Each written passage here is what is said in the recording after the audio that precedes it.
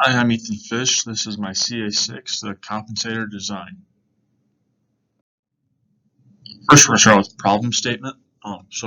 Basic problem in automated steering control is the lane change maneuver, where the steering input controls the lateral motion of the vehicle from one lane to the next.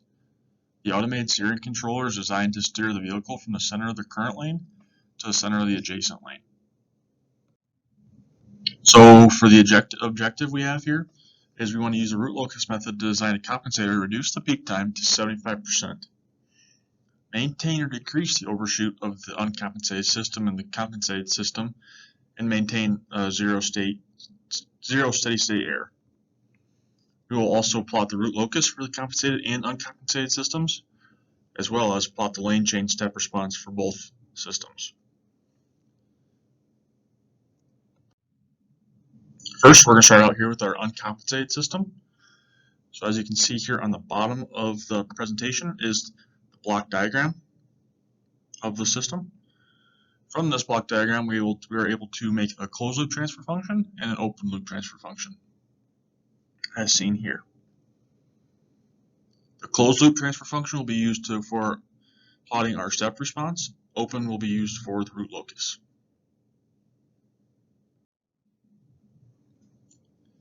Okay, now we're into the step response of the uncompensated system. We have a gain of 2, damping ratio of 0.722. That gives us a frequency of 0.628 radians per second.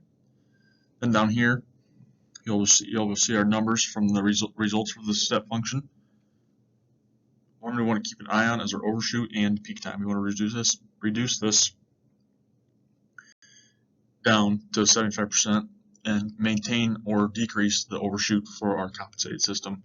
So we'll just keep that in mind as we move forward. Okay, here's the root locus of our uncompensated system.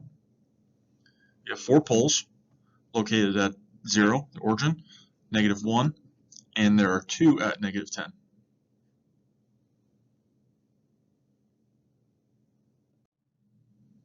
Okay, now we're going to move on into our controller or compensator. So I chose a proportional derivative PD controller, which is an active controller. There's 2 types of controllers, passive and an active. The big difference between the two is the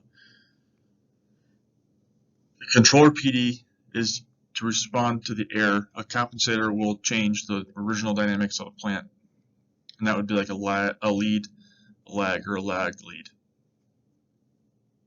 There's also 2 other active controllers, which are PI and a PID. So a PD controller is the output varies in proportion to the error signal. It adds a single 0 to the loop transfer function. It's the slowest part of the system dominates the response. You can ignore the faster parts of the system. So there's 2 variables involved in this PD controller. KP is for the proportional gain. It affects by proportionally increasing control signal for the same level of error. It tends to reduce steady state error. And we have KD, is a derivative term that adds ability to the controller to anticipate error. You can also see here we have transfer function of this PD system, which we'll be using this K times S plus ZC, which we discussed about here in the next slide, I believe. Okay, now we want to calculate the angles of our poles and 0. So we found a dominant pole of -0.609 plus or minus 0.582. 0.582 is also the damped natural frequency. Our 0.609 is zeta times our undamped natural frequency. The angles found are between the dominant pole and all other poles. ZC is required for the PD in order to make the root locus pass through the desired dominant pole. So as you can see here, all the angles are calculated. We found an angle contribution, and we're able to find that ZC value, which we'll plug into that transfer function for our controller. Okay, now we're going to move into our compensated system with the PD controller in it. So as you can see here, the PD kind of took over in that GC spot of the block diagram. Otherwise, it's basically the same. So we are able to calculate the closed loop transfer function seen here. And then here's our open loop transfer function. You can see that there's a 0 added into here now because of the controller. I also threw down here what this PD is. It's the K times S plus 2.25. So now we can kind of compare the step responses for the uncompensated and compensated.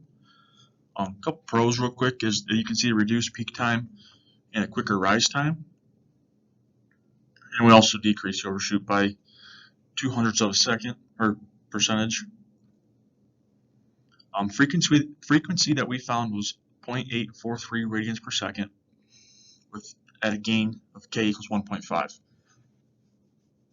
The K equals 1.5 was found in the root locus plot with the root locus method for this compensated system, which we will be able to see the root locus plot here on the next slide. But you can also see that the comparison of the results here, in the parentheses you will see the uncompensated, so you can see the compensated one really changed the values here and kind of improved the system a lot. Now here we have the root locus plot of the compensated system. You'll be able to see there's 4 poles with an additional 0 now. The poles still being at 0, -1, 2 at -10, and then there's a 0 here at -2.25, which is from the ZC number. So that's how we did that. Thank you.